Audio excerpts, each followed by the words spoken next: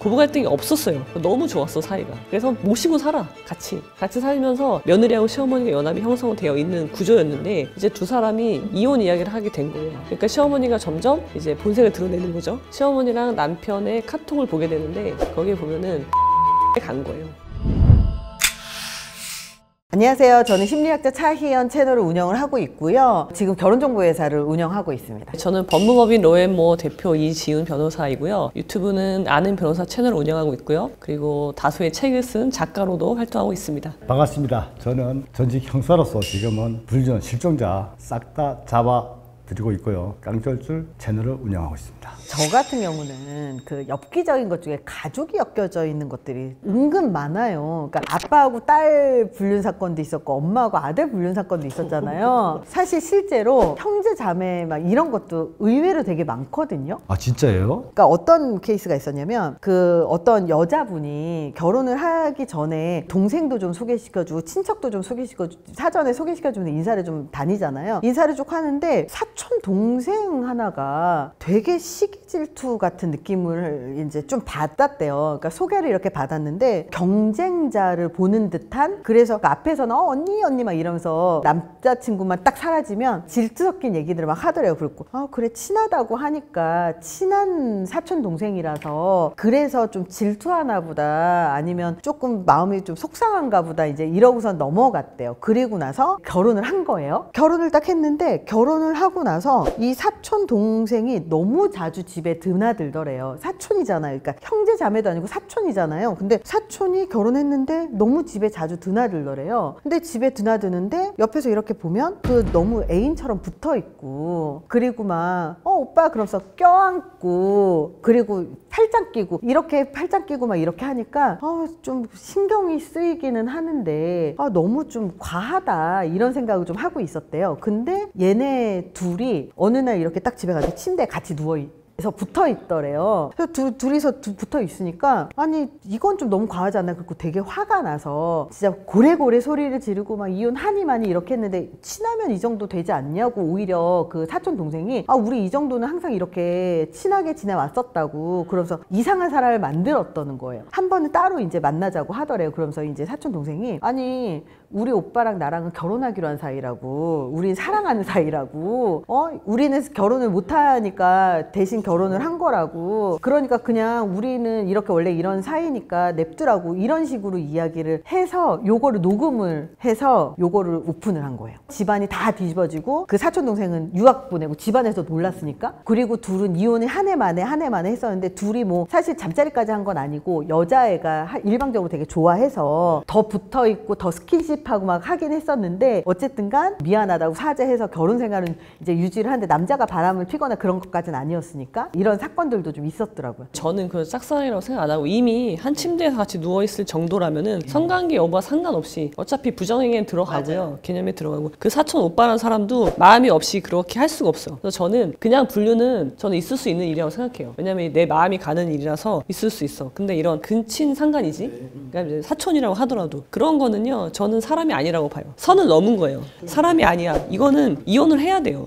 저 같은 경우에는 저한테 전화 주시는 분 중에 제가 이제 목소리를 들어요. 여성분들이 많이 전화 오는데, 근데 말씀을 못 하시는 분이 한 분이 계셨어. 전화 와서 계속 아저씨 울어요. 그래서 저는 기다려줘요. 제가 하루하루가 삶이 너무 희망이 보이지 않는다. 길을 걸어도 눈물이 나고 밥은 아예 못 먹고, 근데 갑자기 남편이 이혼하자. 그래서 자기가 궁금해 생각을 봤을 때는 우리 남편이 자기한테 이혼을 하자고 할 의사가 전혀 없는데 왜 그럴까 너무 궁금하다. 그래서 한번 혹시 해줄 수 있느냐. 좋다. 그러면 뭔가 한번 내가 당신을 도와주겠다 했는데 남편의 움직임은 전혀 없습니다. 어떤 여성도 없고 3일, 4일, 일주일, 2주 아무것도 없습니다. 그러니까 이 여성분이 이 남자가 나를 정말 내 남편이 싫어해서 이제 이혼하자 하구나 했는데, 저는 제 입장에서는 필드를 뛰는 사람 입장에서는 안 움직이는 것이 더 이상해. 없는 것이. 우리 의뢰인은 금액 부분도 있고 하니까 그만했으면 좋겠습니다 하는데, 잠깐만 기다려보세요. 뭔가 이상합니다. 제가 돈을 안 받는 한이 있어도 해드리겠습니다 하고 새벽 4시에 기어 나오더라고요. 이미 벌써는 의뢰인이 요청한 날짜는 지났어요. 이틀 3일 더 지났을 때 새벽 4시에 차가 빠져나오는데 간 곳이 여자를 만나러 갔어요. 그날 여자를 찾기 시작해서 이 남편의 불륜 상대자하고 여성은 어마무시하게, 진짜 어마무시하게, 처음에는 이 부인이 좌절하고 희망이 없었는데 상간녀가 나오고 남편의 모든 행실이 나쁘다는 걸 알게 되니까 마음이 변하는 거예요. 이제는 좌절감에서 이제는 자기가 앞으로 어떻게 인생을 살아야 될까 계획을 짤 수 있는 거죠. 절망해서. 그래서 제가 2달 동안 이 남자의 모든 생활 자체를 싹 훑어줬어요. 그래서 나중에 소송이 걸렸는데 남자 쪽에서는 법무법인 3팀을 꾸려서 강하게 들어왔어요. 이 여성분은 550만 원 재판에서 다 이겼어요. 이혼을 했어요?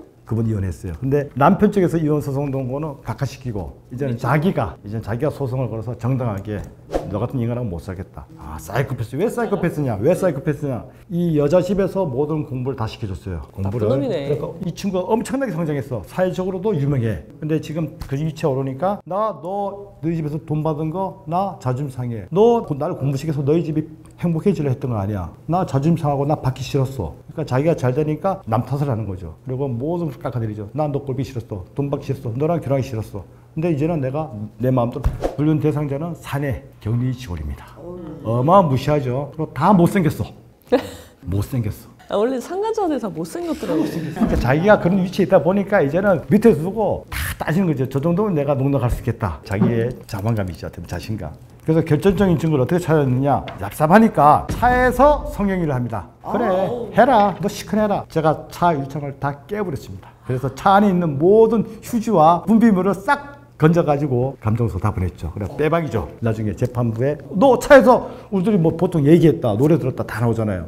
마지막에 딱 넣는 거야. 이 결정적 증거. 바람 피웠네 재판관이. 맞네 증거 나왔네 끝. 넣고 각하시켰어요. 이 친구가 보통 놈이 아니야. 완전히 얍삽하죠. 차를 강남역에서 삼성역까지 계속 유턴. 뒷도로 차가 있는지 없는지 다 계속 봅니다. 저는 멀리서 지켜보고 있죠. 따라라 계속 네가 다녀라. 내 눈에는 다 보이는 거죠. 왜? 2명 3명이 멀리서 보기 때문에 자기가 아무리 들고 유턴하고 뭔가 생쇼를 해도 우리 눈에는 다 그게 보여요. 안 쫓아다니죠.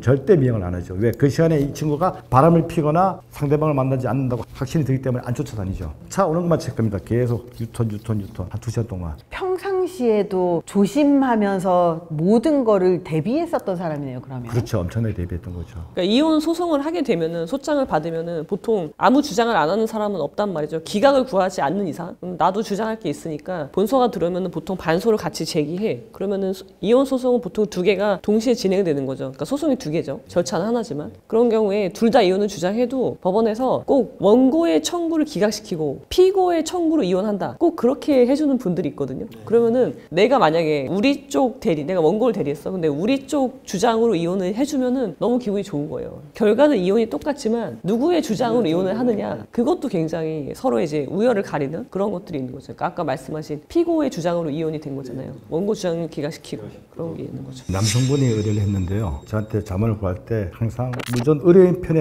입장을 먼저 서요 제가. 그런데 오죽하면 네 부인이 바람 필까 한번 생각해요. 왜 바람 피냐냐. 너 열심히 일하고 집에 들어가서 사실 각질 막 떨어지고 냄새나고 안 씻고 맛이 가거든. 그러면 같이 된장찌개 먹더라도 구역질 나거든요. 제 수동이거든. 그런데 이 사회에서 나가다 보면 약간의 뭐 향기로운 남자, 좋은 멘트 날리는 남성 갈 수밖에 없거든. 그래서 그런 사례를 하나 제가 찾아드렸는데 이 또 상간남 또 대박이에요. 이 친구가 이게 또 여자를 유혹하는데 기가 막힙니다. 수법이. 그게 뭐냐. 병원을 하는데 주사 놔주고 약 주면 되잖아요. 그죠? 처방하면 되잖아. 안 합니다. 우리 병원은 책으로 힐링시킨다. 환자들 대기실에서 책으로 유인하는 거예요. 그럼 의사예요? 의사죠. 그러면 여성분들이 저 사람이 의사고 병원을 가서 치료받는데 자 기다리시면서 책을 보시고 힐링을 하세요. 모든 환자들이 가서 병원에서 책을 보고 근데 여기서 끝나면 다행인데 또 뭐 독후감도 내고 발표회도 하고 거기 오는 모든 책을 보는 사람들이 여성분들이에요. 어떤 남자가 가서 병원 가서 책을 읽고 독후감을 내겠어요. 감상문을 내고. 그래갖고 주기적으로 한 달에 2분 정도 만나요. 제가 상간남을 찾다 보니까 의사인 거야. 바람 피는 사람들이 전 다 얍삽하다 생각하거든요. 얍삽하잖아. 간사하고 교활하고. 그래서 얍삽이들이라 생각하는데 얍삽하게 책을 읽고 난 뒤에 모임 있는데 흩어져서 밥을 먹어. 다 흩어졌어. 다 지하철로 가고 차라고 다 헤어져. 둘만이 남어. 빙빙빙빙 돌다가 둘이 만나서 모텔로 가요. 얍삽하잖아. 근데 이놈도 진짜 나쁜 놈이야. 교활하잖아요. 그 수많은 여성들을 책으로 유인해서 그 짓거리 하고 범죄저로 따지면 거의 강범 수준 아주 얍삽한 놈입니다. 그런 사례도 있네요. 아니 그 의사분 전공이 뭐냐고요? 저 그러면 지금 역품 맞아요. 전국까지 얘기하면 저가 쫓아가는데 나중에 병원으로 가는 거예요. 저 인간이 의사였어? 저 미친놈 아니야? 저 뭐야? 했더니 가운을 입는 거예요. 가운을. 의사네? 야 그래봤더니 나중에 보니까 주기적으로 여성들 모아놓고 지가 또 발표하세요. 발표. 근데 알고 보니 모두 다 그 불륜녀들, 내연녀들.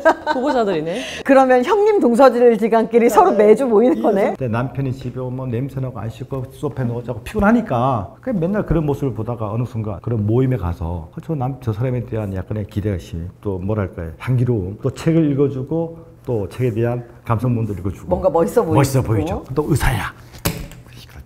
그러니까 이게 부록하지 못해서 그래요. 바르지 못한 거죠. 생각이. 마흔이 부록이라고 하잖아요. 그게 이제 혹인데 혹. 혹이 뭐냐. 그렇게 물어봤을 때 부록은 혹하지 않은 거다라고 말을 해요. 답변을. 그럼 혹이 뭔지에 대한 설명이 없는 거잖아요. 혹이 뭐냐면 사람으로서 멈춰야 되는 선을 지키는 게 혹이에요. 방금 그런 케이스는 그 선을 넘어간 거죠. 사람으로서 부끄러움이 없으면 못할 짓이 없다. 그래서 멈추지 못하고 넘어간 사람들을 우리가 이제 혹하게 됐다라고 표현을 하는 거죠. 저는 이렇게 사람들이 요즘에 막 동호회건 뭐 어플로 막 사람들 막 모이는 이런 데 되게 많이 다니잖아요. 뭐 테니스도 있고 골프도 있고 막 이런 너무 많잖아요. 제가 이제 사람들하고 막 이렇게 모다 보면 그 모든 곳에서 불륜이 일어나는 것 같아요. 진짜 그 모든 남녀가 모이는 그 어느 곳에도 남녀가 눈이 맞으면 다 불륜으로 넘어가게 되는 것 같은데 실제로 그 모임에 저도 신기해서 이제 테니스도 뭐도 배우려고 갔을 거 아니에요. 처음에 갔는데 분명히 이분도 결혼했고 이분도 결혼했고 이분도 결혼했고 싱글이 몇 명이 없었어요. 그래서 그들끼리 이제 술을 마시면 술 게임을 하는 거예요. 애들처럼 대학생처럼. 와, 이 나이에도 술 게임을 하는구나 이제 이러면서 되게 신기해가지고 이제 봤어요. 근데 그 게임을 하다 보면 여기에서 마음에 든 사람 있어 없어 게임 뭐 이런 걸 하는 거예요. 유부남 유부녀가. 그래서 그걸 보면서 내가 정말 이해가 너무 안 돼서 언니 오빠 다 결혼하신 거 아니에요? 내가 물어봤어요. 그랬더니 분위기가 갑자기 싸해지는 거예요. 일시에 내가 뭐 잘못했나? 나 잘못한 거 아니잖아. 그걸 물어봤다가 저 그날 정말 눈빛으로 몰매 맞는다는 그 느낌을 처음 받았어요. 그리고 나서 처음에 그게 이해가 안 됐었는데 나중에 보니까 내가 그렇게 불륜 안 돼요, 불륜 안 돼요, 불륜 안 돼요 이런 얘기를 하잖아요. 그러면 나를 자꾸 은근히 왕따시키는 거예요. 그런 분위기들이 이미 형성이 돼 있는 데서는 바른 생각을 한다 이게 바르지 않은 거야. 나가야 되죠. 나가야 맞는 거죠. 제가 아까 환경적인 요인 이야기 잠깐 했잖아요. 네. 불륜이라는 것이 조직이나 같은 무리에서 많이 발생한다. 불륜한 사람 보면은 반드시 그 주변에 불륜하는 사람이 있어요. 같이 하거나 아니면 서로 뭐 소개해주거나 그런 식으로 하는데 내가 주변에 어떤 사람이 있는지가 매우 중요하단 말이에요. 어떤 여자분이 있었는데 그 여자분이 남편이 불륜하는 걸 알았어요. 그래서 그걸 안 순간 나는 이혼할 거야 라고 결정을 하고 당연히 그렇게 마음을 먹었는데 남편이 돌아오겠다고 막 자꾸 해. 그래서 좀 마음이 약해지는 거예요. 그리고 상간녀가 이제 사실은 첩이 되고 싶었던 거예요. 나는 괜찮다. 상간녀가 한 10년 가까이 불륜했어요. 아내 몰래. 배신감이 굉장히 크기 때문에 이혼을 해야 되는 게 맞고 처음에는 그렇게 생각을 했는데 시간이 지날수록 이 상간녀는 오히려 잘 됐다. 이제는 알게 됐으니까 아내가 대놓고 만나면 되지. 그래서 나는 뭐 너 이혼할 필요 없고 나는 그냥 첩으로 사실 표현을 하지 않았지만 그 관계는 첩이거든요. 난 첩으로 있어도 돼. 그러니까 같이 만나자. 이제 그렇게 말을 하는 거예요. 그럼 남편은 정리하겠대. 그러면서 아내한테 막 살갑게 굴기 시작해. 그러니까 이 아내분이 이런 환경에 갇히잖아요. 그러면은 원래는 바르게 생각을 하던 분이 여기에 갇히면은 그런 생각을 해요. 이거 그냥 이렇게 살아도 되나? 그런 생각을 하기 시작해. 그러면서 뭘 하냐면은 한 남자를 두고 이제 두 여자가 경쟁하는 구도가 돼버리는 거예요. 내가 이혼을 하지 않을 거라는 생각을 이제 하기 시작하고 그리고 내 남편 나한테 돌아온다고 했으니까 상간녀한테 가지 않고 나한테 오게 해야 되겠다. 그러니까 경쟁. 내가 저 여자보다 더 예뻐야지. 내가 저 여자보다 남편한테 더 잘해줘야지. 자기를 막 꾸미기 시작하고 그런 이제 생각이 왜곡되는 거죠. 그래서 이 환경이 매우 중요한 거예요. 그래서 제가 그분한테 빨리 거기서 나와라. 더 거기 계시다가는 진짜 첩을 두는 축첩을 인정하는 그런 본처 되시고 그렇게 될 수밖에 없다 말씀을 드렸거든요. 매우 중요해요. 생각을 바르게 하는 거.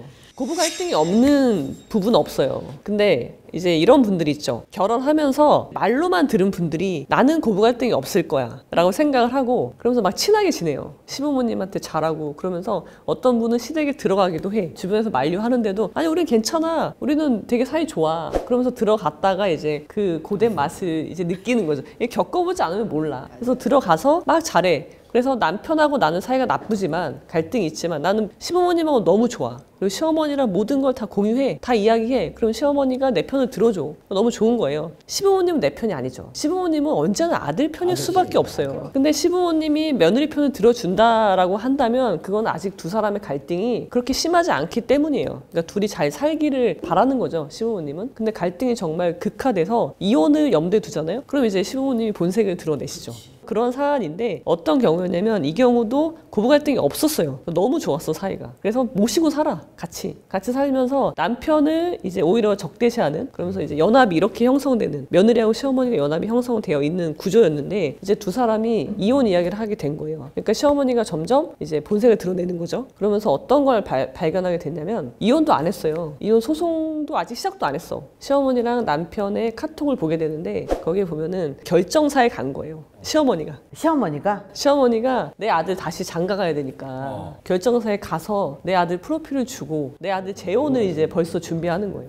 이 시어머니는 확고한 신념이 있어요. 내 아들은 당연히 이 여자보다 훨씬 좋은 곳에 아이들도 있거든요. 장가 갈 수 있다요. 그렇게 해서 이제 너무 당연히 그런 대화하는 걸 보게 된 거죠. 그래서 이혼을 좀 더 서둘러서 이제 하시게 된 거죠. 저는 이제 사랑과 전쟁 퀴즈라고 이야기를 할 수 있는데 어릴 때부터 보고 자란 거죠. 제가 이제 대학생 때부터 본 것 같아요. 결혼에 대한 이제 이슈가 있으니까 제가 그걸 보면서 자랐단 말이에요. 그래서 사랑과 전쟁이 저의 결혼관에 굉장히 많은 지대한 영향을 미쳐서 사실 제 결혼을 망하게 만든 주요 채널이기도 하죠. 결혼에 대한 선입견, 그다음에 시부모님 고부 갈등에 대한 그런 거를 간접적으로 굉장히 자극적인 소재들만 하니까 그런 거 이제 익숙해져가지고 아 그래 부잣집에 시집가면 안 돼. 그런 거 있잖아요. 시어머니가 얼굴이 이렇게 세 보이는 사람은 안 되겠어. 그런 온화한 사람이랑 결혼해야지. 그런 이상한 말도 안 되는 사람을 보는 게 아니라 그런 내가 알 수 없는 그런 것들을 보고 결혼을 했죠. 결혼 생활 10년을 한 거예요. 근데 결혼 생활 10년 하면서 이제 아이는 안 생겼고, 사실 우리 때만 하더라도 결혼을 그냥 때에 맞춰서 하잖아요. 안 하면 좀 안 될 것 같고 그런 식으로 이제 결혼을 하고 했는데, 근데 이분이 결혼 생활하고 10년을 하고 그리고 나서 10년 동안 이 와이프가 우울증이 좀 있었대요. 그래서 되게 괴로웠대요. 그러니까 원래 우울증이 있으면 옆에 사람들이 되게 괴롭잖아요. 그리고 한 10년 동안 되게 괴로웠었는데 이혼을 하게 된 계기가 뭐냐고 제가 물어봤어요. 그랬더니 와이프가 불륜을 저질러서 이혼을 했다는 거예요.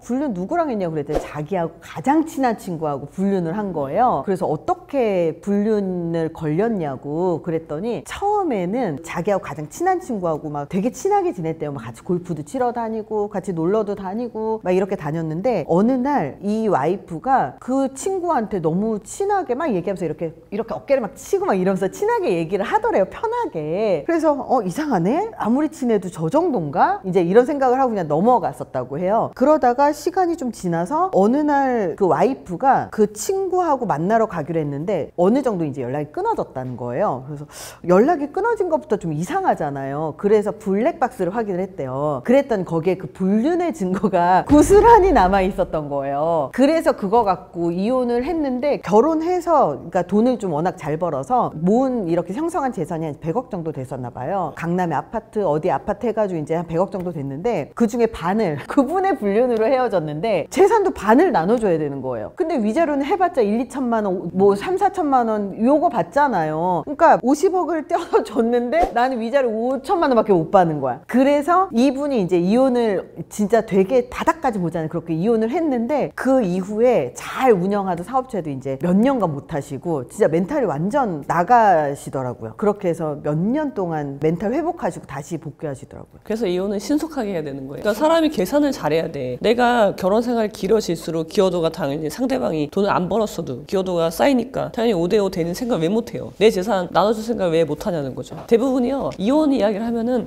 자기는 남편이 불륜을 해도 마음이 남아있다. 그래서 이혼하기 어렵다라고 이야기를 해요. 그럼 제가 물어봐요. 그러면은 자 이혼을 만약에 한다면 재산 분할을 해야 되는데 당신 재산을 반 띄어서 남편 주면 어때요? 그러니까 막 화를 내시는 거예요. 왜 내 재산을 주냐고. 그래서 그게 당신 마음이다. 남편한테 마음이 있는 게 아니라 이혼에 대한 두려움이 있을 뿐이지 뭐 남편에 대한 사랑도 아니고 애정도 아니고 아무것도 아니야. 그걸 어떻게 확인하냐면 마음을 확인하는 방법은 결국은 돈을 어디다 쓰느냐거든요. 근데 내가 배우자한테 돈 줄 생각을 하니까 막 화가 나. 그거는 좋아하는 게 아니죠, 더 이상. 저는 이게 여기에서 좀 궁금했었던 게 혼전 계약서 같은 거 미국에서 많이 작성하잖아요. 근데 요즘에는 결혼을 하면 재산을 반을 줘야 되는 거에 되게 부당함을 갖고 있는 남자들이 진짜 많아요. 여자도 똑같아요. 그래서 결혼하기 전에 와가지고 혼전 계약서를 쓰면 안 되냐고, 이거 법적인 효력 있냐고 되게 많이 물어보거든요. 어때요? 법적인 효력 없지 않아요? 혼전 계약서를 쓰는 분들이 있는데요. 정식 명칭은 부부재산 약정이라고 하고요. 서양에서 말하는 혼전 계약서는 이혼 시의 재산 분할까지 염두에 두고 정할 수 있지만 우리나라는 명칭에서 보면은 부부재산 약정이에요. 그러니까 부부 혼인 중의 재산에 대해서만 정해놓을 수 있는 거고, 이혼할 때 재산 분할까지 미리 정해봤자 그거는 효력이 없어요. 그러니까 아직 몰라요. 그런 사례가 아직 없었기 때문에, 분쟁이 없었기 때문에. 근데 이거는 등기 사항이에요. 두 사람이 그냥 야 우리 쓰자 그래서 되는 게 아니라 효력이 발생하려면 등기해야 돼요. 근데 등기라는 게 우리가 등기가 되는 자산이 몇 개 없어요. 부동산, 그다음에 자동차, 그다음에 선박, 그런 굉장히 가치가 많이 나가는 중요한 것들만 국가에서 관리해 주는 거거든요, 등기라는 건. 근데 부부재산 약정은 등기사항이라는 거죠. 그러니까 굉장히 중요하고요. 그만큼 법원에서 보호해 주겠다는 거거든요. 근데 이거는 혼인신고 전에 해야 돼요. 혼인신고하고 나서는 못 해요. 못 바꿔요, 중간에. 바꾸고 싶으면 다시 법원에 등기를 해야 돼요. 변경 등기를. 그러니까 매우 강력하게 보호되는 건 맞는데, 그래서 저도 부부재산 약정을 체결하라고 해요. 근데 여기에는 뭐 나중에 법적 효력을 떠나서 등기가 될 수 있고, 그다음에 공동생활을 하는 거기 때문에 우리가 앞으로 어떻게 할 건지 그런 것까지 넣을 수 있거든요. 그래서 저는 장려하고 있어요. 실제 하는 분들도 있고. 사랑과 전쟁이라는 거는 사랑하지만 이제 전쟁을 하기도 하고 다시 사랑을 하기도 하고 그 말인 것으로 들리지만 현실은 그렇지 않고요. 사실 전쟁이 더 많죠. 전쟁하고 그냥 휴전인 상태로 유지하는 다양한 목적이 있죠. 아이를 양육하기 위해서라든지. 이제 상담을 할 때 이혼은 아직 내가 준비가 안 됐어. 그래서 이혼 준비를 하고 싶은데 어떻게 해야 되느냐, 그런 걸 물어보시는 분들이 꽤 있어요. 여성분들은요, 근데 남성은 좀 이성적이라면 여자분들은 감정적인 요소가 좀 더 많으니까 이 갈등이 해결 안 되니까 힘들어서 와서 이혼 준비를 하겠다고 하세요. 그래서 제가 이런 준비를 하시면 된다, 뭐 증거는 어떻게 수집하고 그런 것들을 말씀을 드려. 근데 가시잖아요? 그러면 몇 번 하다가 그냥 포기해요.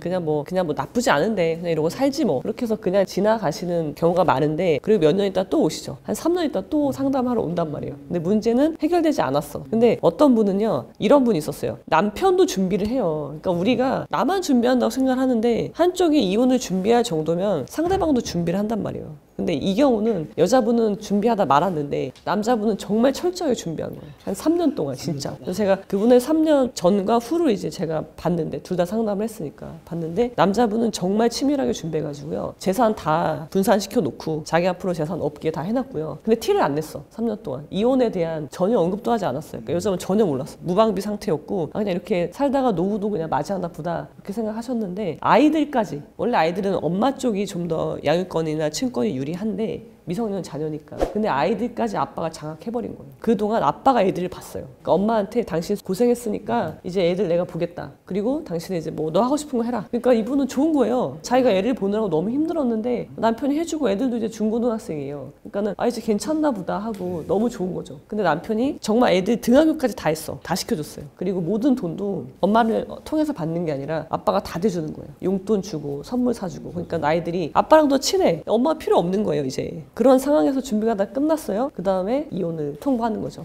이 여자분 거의 정말 낙동강 오리알이 된 거예요. 요즘에는 서로 여자분도 주소를 안 알려주고 집으로 초대를 안 하고, 남자도 주소를 안 알려주는 게, 여자는 남자 주소를 갖고 남자의 재산을 확인할 수 있고, 그리고 여자가 무서워하는 건 헤어지고 나서 집 앞에서 기다릴까 봐. 요즘에 그 폭력 문제 때문에, 스토킹 때문에 무서워하는 거죠. 이런 게 되게 많더라고요. 그래서 헤어지면서 저는 이제 상담을 좀 이렇게 하다 보면 헤어질 때를 무서워하는 친구들이 되게 많아요. 헤어질 때 남자가 예를 들어서 연애할 때 조금이라도 폭력성이 보이면 혹시라도 이 남자가 헤어질 때 집 앞에서 기다릴까봐 막 이런 경우 있고, 실제로 어떤 경우도 있었냐면 남자친구가 너무 좀 집착을 보인대요. 그래서 좀 무섭다고 그러면서 헤어지자고 몇 번 해봤는데 뭐 죽인다고 하고 쫓아간다고 하고 니네 집으로 간다고 하고 막 협박을 좀 여러 차례 했었나 봐요. 그래서 헤어지고 싶은데 어떻게 잘 헤어질 수 있어요? 이렇게 물어보시는 분들이 되게 많아요. 그러니까 연애할 때도 이 폭력 때문에 헤어지지 못하면 이대로 결혼까지 가는 경우들도 있거든요. 진짜 도망가지 못해서. 그러면 이제 그때 결혼해서 잡히면 이혼을 아예 못하는 경우들도 되게 많고, 진짜 그 TV 같은 데 보면 죽어서 나온다고 얘기를 하잖아요. 그 정도로 두려움을 되게 많이 느끼는 경우들이 많고.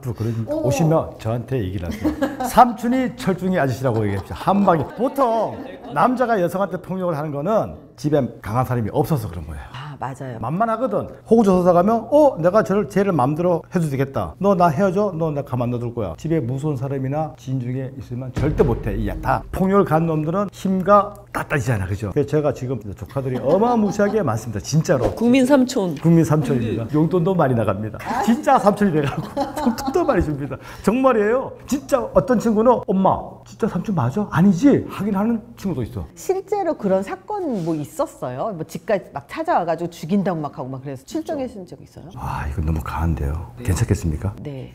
이 남자친구는 좀 이렇게 학업이 좀 떨어지고 여자는 많은 공부해서 좋은 직장을 다녀요. 근데 이 남자 입장에서는 자기가 인생에 있어서 다시는 저런 여자를 못 만나. 그러니까 집착이 강한 거죠. 근데 여성은 처음에는 이 남자의 순수한 면을 봤는데 나중에 보니까 아니거든요. 그죠? 집착이 느끼는가. 아, 이래서는 안 되겠다. 통보를 했음에도 불구하고 계속 찾아다니는 거죠. 쫓아다니고 집에 오고. 아, 집에 오고. 그렇죠. 그러니까 이 여성분이 경찰이나 친구들, 가족들한테 보호를 요청을 했음에도 불구하고 안 되니까, 또 사실 경찰 입장에서는 모든 개개인의 보호를 해줄 수 없거든요. 각자 도생 아닙니까? 그죠? 그래서 진짜 저한테 전화 오는 분들은 어렵게 전화를 하세요. 수십 번 생각하고 과연 이 사람이 나를 도와줄 수 있을까? 근데 제가 전화를 받으면 금액 얘기하면 저는 바로 끊어붙습니다. 이거 보호해준데 얼마입니까? 바로 끊어요. 그럼 대신 첫마디 아저씨 더 도와줄 수 있나요? 그러면 제가 그 한마디에 벌써 이 감정이 또 제가 좀 아무리 좀 우리 형사님을 움직이는 한마디 저 좀 도와주세요. 바로 도와줍니다. 그래서 강력하게 나가죠. 저는 필로 뛰는 사람이기 때문에 정보를 좀 드리고 싶어. 그리고 우리 그 뉴사이드 구독자 여러분들한테, 특히 여성분들, 이 여성이 바람을 피우는데 일탈행하는 분도 계세요. 이게 뭐냐면 아주 심각한데, 나는 어떤 남자도 만나고 싶지 않고 없어. 가정에 충실하고 남편하고 사이가 너무나 좋아. 근데 친구 따라 강남 간다고 이 친구 따라 술집 가서 두세 명이 같이 노는 건 괜찮아요. 근데 꼭 그중에 한 친구가 있어. 야, 우리 심심한데 혹시 그래도 남자 좀 불러서 놀면 안 될까?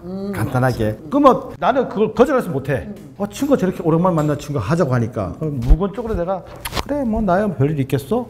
뭐 나는 놀다가 하면 되지. 근데 이 마귀들이 약을 탄단 말이야. 약을. 실제 약을 타요. 그러면 재밌게 놀다가 약을 하나 터뜨리면 나중에 눈 뜨면 호텔 방이야. 그럼 마귀들이 어떻게 하겠냐요. 이때부터 돈이죠. 목적은 돈이죠. 그럼 내가 사회적 지위도 있고 가정도 있고 협박이 들어오는 거야. 그러면 돈이 1억 2억에서 끝나면 좋다 이거야. 2억 5억 10억 20억 30억 40억 40억 이상 나가면 인생 모든 자기가 이까지 살아오면서 이뤘던 성공이 다 무너지는 거야. 가정적으로 무너지고 회사적으로도 무너지고. 그럼 그 다음에 오는 게 뭐겠어요? 호텔감이죠. 이제 극단적 선택까지 가는 사람도 제가 옆에서 봤어요. 그래서 우리 여성분들께서 그런 일탈 행위 남자들이 마귀들이 기다리고 있다는 거 명심하고, 제발 친구가 야 우리 남자 좀 불러서 간단히 놀면 안 돼? 하면 야 이 X잖아. 그 X냐고 내가 내뱉는 하나가 오히려 내가 볼 때는 뒤돌아서서 나의 행복을 이어가지 않는다 그렇게 보거든요. 선생님 어떻습니까? 그런 경우에는요, 우아하게 욕을 해줘야 되는데요. 어떻게요? 뭐 욕이라고 할 수는 없지만 너가 좋으면 너는 그렇게 해라. 그리고 나는 나와야 되는 거죠. 걔한테 화낼 필요도 없어요. 미친이라고 할 필요가 없어. 왜냐면 내 입만 더러워지니까. 그러니까 그런 환경에 날 두면 안 되는 거예요. 그러니까 문제는 나를 어디 두느냐의 문제예요. 거기에 두면 안 되죠. 일로 밖으로 가지고 나와야죠. 나를. 좋은 환경으로 나를 두는 거. 근데 이런 경우가 많습니다. 실제 많습니다. 좀 주의를 요합니다. 저는 현장에서 보면 이 바람 피는 사람들이 눈빛을 다 봐요. 근데 제가 좋은 말 안 하잖아. 바람 피세요. 뒤에서 볼 때 저 사람들 바람 피시구나 이렇게 안 보거든요. 이 친구들 또 한 달이 간다고. 근데 이 사람들이 엄청나게 작전을 짜고 주의를 요합니다. 만날 때까지 작전을 많이 짜요. 근데 당신네를 지켜보는 눈은 보통이 아니야. 그 위에 올라설 수밖에 없어요. 근데 이 사람들이 안전한 장소에 가면 적극적으로 구애를 하고 만나고 풍을 하고 키스를 하고 모텔을 가요. 이 사람들의 행동을 보면서 저는 감히 얘기합니다. 얍삽하다. 그리고 간사하고 아주 교활하다. 너희들 보는 눈빛은 우리가 모든 데서 지켜보고 있다. 함부로 바람피지 마라. 진짜로 그건 얘기해 주실 뻔. 이 사람은 절대 나를 지켜보지 않아. 이 사람은 몰라. 그리고 말 막 뱉어. 근데 이분이 옆에서 다 지켜보고 지켜보고 있는 거야. 나이 65세, 70세 총수부 아줌마 이런 사람을 다 투입을 시켜요. 정말로 적재적소에. 그러니까 다 걸린다. 조심해라. 저는 이제 이런 케이스들을 좀 접하다 보면 참 결혼 잘해야 된다. 진짜 결혼이라고 하는 게 실제로 되게 큰 의지를 갖고 한 사람하고만 결혼 생활을 하겠다라고 하는 그 의지로 시작을 해서 계속 매번 유혹에 흔들리더라도 그 한 사람을 사랑하기 위해서 되게 노력을 해야 되는 과정이 필요하거든요. 그러니까 결혼이 끝이 아니라 결혼을 딱 하고 나면 그때부터 시작인 거예요, 사실은. 결혼 생활을 유지를 해서 한 사람과 오랜 기간 정말 행복하게 살려고 한 노력을 할 수 있는 사람들이 결혼해야 되지 않나, 저는 그런 생각을 합니다. 제가 하고 싶은 말은 부록해라. 모든 경우에 적용할 수 있는.